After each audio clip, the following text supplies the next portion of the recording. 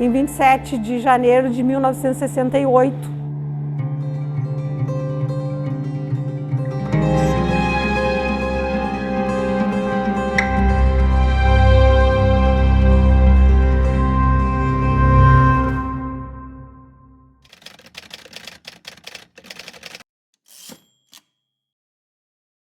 Eu não me lembro exatamente o horário, mas foi no final da tarde, porque o trem chegava 4h30, 5 horas, 5 e pouco, quando não atrasava, né? Eu estava aqui no dia com os meus pais e nós tínhamos visita em casa. Aí quando deu aquele estrondo, ninguém sabia o que era, ninguém tinha noção, né? No que o pai saiu lá na frente, olhou, já viu aquela fumaça preta levantando lá da estação, né? Eu presenciei tudo, eu estava na estação, cheguei com o meu marido, o meu marido ia pegar o trem leiteiro, que a gente chamava, né? E aí nós paramos assim e o trem de carga vinha vindo, o trem leiteiro parou no desvio e o trem de carga vinha correndo, a gente viu que ele não ia parar. E onde estava o leiteiro, o trem ia pegar. Aí no desespero daquele momento, assim, de em segundos ter que fazer alguma coisa, o guarda-chave fez sinal pro trem avançar. E o maquinista também preferiu avançar, o trem leiteiro, né? E o agente da estação saiu correndo e gritando e abanando assim na frente do trem de carga. Quando ele viu que se ele não saísse, o trem ia pegar ele, ele pulou fora dos trilhos e o trem veio. E bem na minha frente, assim, os trens se fecharam. O meu marido correu. Quando ele viu o perigo, ele correu. E eu, na minha mente, veio aquilo assim, eu vou olhar os trens se fechar. Mas jamais eu imaginei que era uma coisa tão grande, né? Um acidente tão... Aquilo quando o trem, a máquina começou a pegar primeiro o vagão onde tinha os tarros de leite e depois o carro de segunda, eu enxergava as pessoas rodando assim, ó, junto com aquelas madeiras. E já começou aquele griteiro. E parece assim que anoiteceu, escureceu por um segundo e já começou a clarear de novo. E aí começou a bater pedaços do trem em mim, de madeira. Aí foi que eu senti medo, entende? Eu acho que eu fiquei ali paralisada, eu nem sei explicar. Quando os pedaços de trem começaram a bater em mim, que doeu no meu corpo, aí eu olhei para um lado e outro assim, e gritei pelo nome do meu marido, e aí um senhor que era o guarda-chave, disse: Miguela, o trem não pegou ele correu, ele está lá nos fundos da estação. Aí nessa hora já estava começando assim a acalmar aquela poeira, né? Aí o meu marido apareceu, mas as pessoas gritavam desesperadas. E aí já foram todos para lá e eu fiquei em casa. E logo que nós tínhamos uma descida aqui que era de entregar os tarros do leite no trem leiteiro, né? Que era o trem que estava chegando. E no que eles passaram da nossa divisa ali embaixo, já encontraram pedaços de pessoas que voou com o impacto e mais adiante corpos e assim foi, né? Nós vinha de Esteio, eu e a minha mãe para Porto Alegre, para pegar ele lá em Porto Alegre, né? Mas a gente perdeu por causa de mais ou menos 5 minutos. Mais ou menos 5h30 saía lá de Porto Alegre, em direção no caso Barreto, aqueles carro motor, né? Cerca de 40 lugares, né? Mas o pessoal informou que, olha, o carro motor não poderá cruzar, porque talvez leve uma semana para fazer voltar a pista, né? Os trilhos, né? Porque tinha vários vagões virados, queimados. Eu estava no trem e foi um erro. Ele tinha que ter parado em General Neto, o cargueiro, para receber o que ele tinha que fazer na outra estação, que era Fanfa, né? E aí eles passavam a mão assim num cipó, onde tinha um papelzinho e dizia para antes da estação, no desvio. Ele tinha que ter parado, era ele que tinha que parar, para esperar o trem, o leiteiro, né, que era o nome assim, que já era mais de passageiro, né, do que de leite. Tinha um vagão para o leite. E ele não parou, né? Ele não parou, e quando o maquinista do nosso trem viu que ele vinha em alta velocidade, o trem vinha, ele entrou no desvio. Ele entrou. E o guarda-chave também viu e fez o desvio, porque senão o nosso trem não tinha entrado, tinha batido de frente.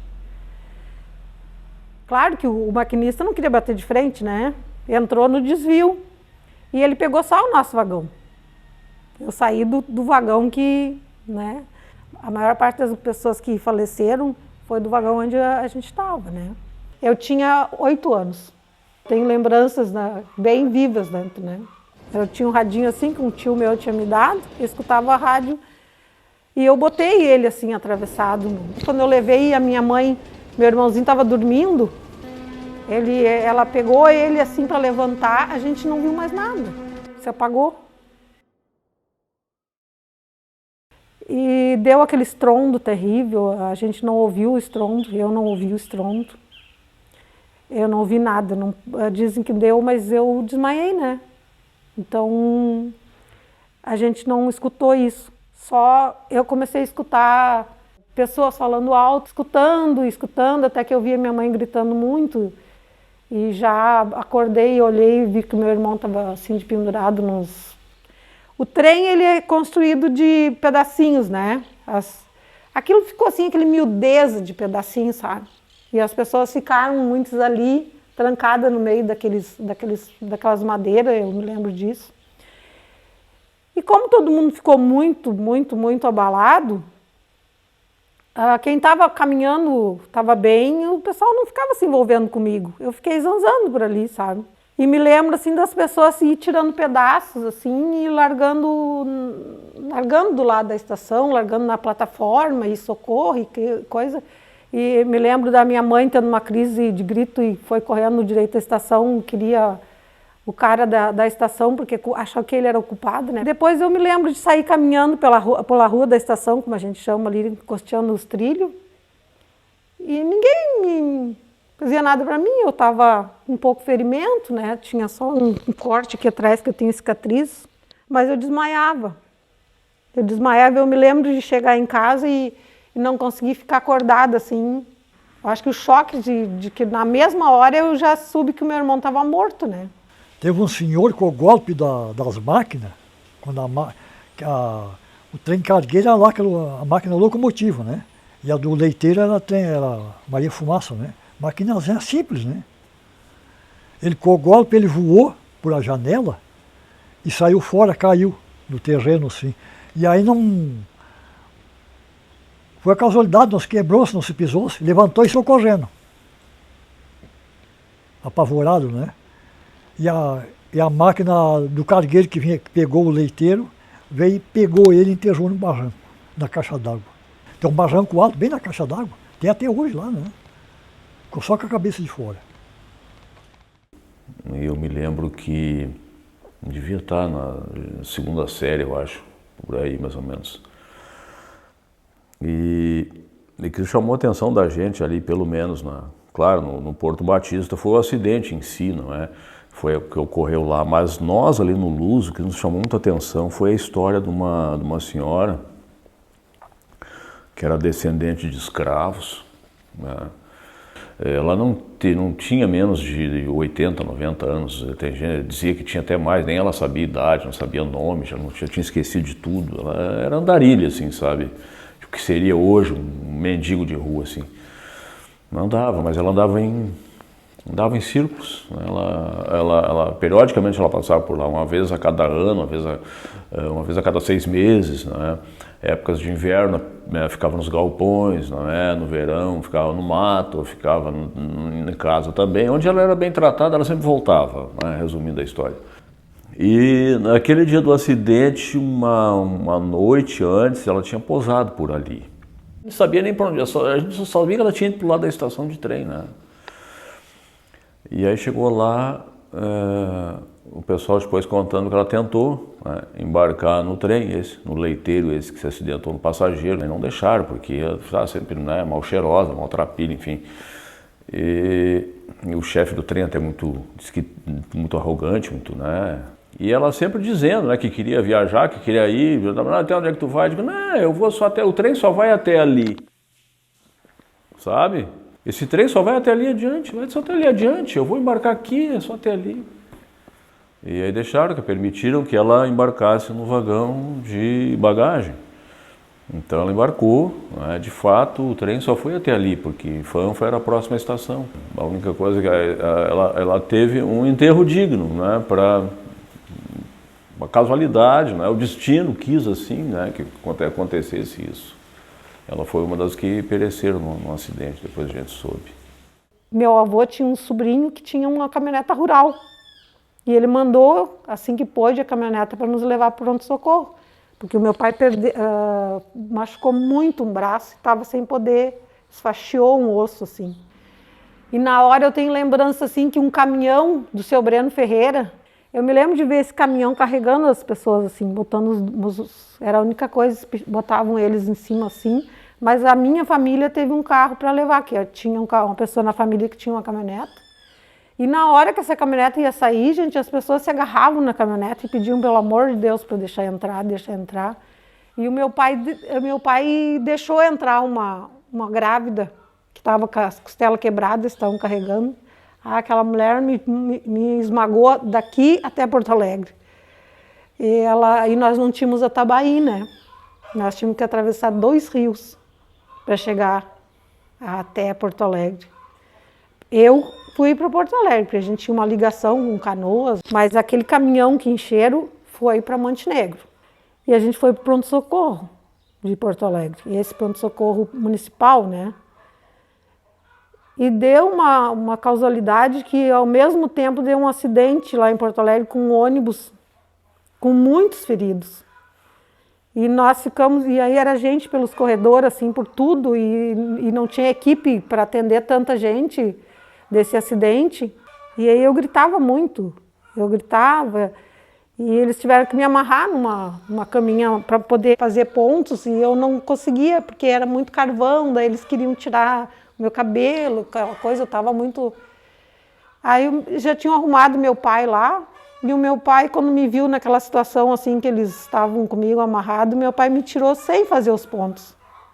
E eu vim embora para casa e não fizeram, fiquei com a cicatriz aberta. Voltamos, né? E assim, era muita correria numa comunidade pacata, sem eletricidade. Aquilo, as pessoas com vela, com lampião, com liquinho, aquelas coisas todas, né? Entrando dentro de casa, era de um velório para o outro, assim, sabe? As pessoas... É uma situação, uma tragédia, né? Que a gente vê e que acontece em muitos lugares do mundo. Aquilo ali foi, na época, nunca se soube de um acidente pior do que aquele. E ali estavam amigos, vizinhos, compadres, afilhados, famílias com 4, 5 pessoas da mesma família. A comunidade do Por Batista ficou traumatizada, né? Foi muito trauma. Foi muitas pessoas, a minha família foi a que se retirou. O meu avô, o Valdomiro Kuhn, nós tínhamos lá, o meu pai e ele, eles tinham um dos times, nós tínhamos um campeonato municipal aqui no Triunfo. E um dos times assim mais fortes de Triunfo, Botafogo, era o meu avô, que era dono e proprietário do campinho, né? E era uma coisa muito bonita, sabe? E o trauma pegou que eles fecharam o campo, né? Que para nós era muito importante, o futebol. E tudo se fechou e a gente foi embora, assim como muitas famílias, né? Para sair daquele ambiente. Aquilo foi aquilo que me doeu. Aquilo era tão bonito. Muitos cavalos, assim, as pessoas andavam a cavalo. Carretas que ficavam perto do campo. O meu pai era um apaixonado por um time, fazia mocotó para os atletas dele, eu adorava ver ele fazendo aquele mocotó. Minha mãe fazia os fardamentos. E meu avô caiu em desgosto. Me machucava muito que o meu avô, na hora que nós íamos embora, a gente vinha todo final de semana quase para cá, na hora que a gente ia embora, o meu avô ia para o mato, lembra, Rosane? O avô não suportava ver nós indo pegar o trem. E depois a gente teve problema durante muitos anos, principalmente no verão. Porque eles fizeram a limpeza, tudo precário na época. Mas o sangue humano, a carniça humana, quando bate o sol quente, nós cansamos de sair de casa porque a gente não podia ficar aqui por causa do cheiro. Era horrível. Eu, até onde eu sei, foi dado como um acidente. Mas eu tenho 2 tios funcionários da aviação férrea. A gente ficou sabendo que ele foi o culpado, né? Esse maquinista do cargueiro, e depois se espalhou que ele foi o culpado de não ver dormindo as pessoas que estavam com ele em Rio Pardo, parece. Contaram que ele tinha passado uma noite jogando cartas. O que eu ouvi, entende? Uma coisa interessante a meu respeito foi que eu achei o meu radinho funcionando 4 dias depois.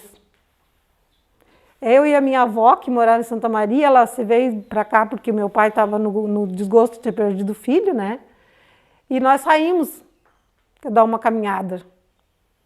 Não lá perto, porque ainda tinha muito cheiro de sangue, sabe? A avó disse assim, quer? E eu era muito espoleta, eu fui com ela.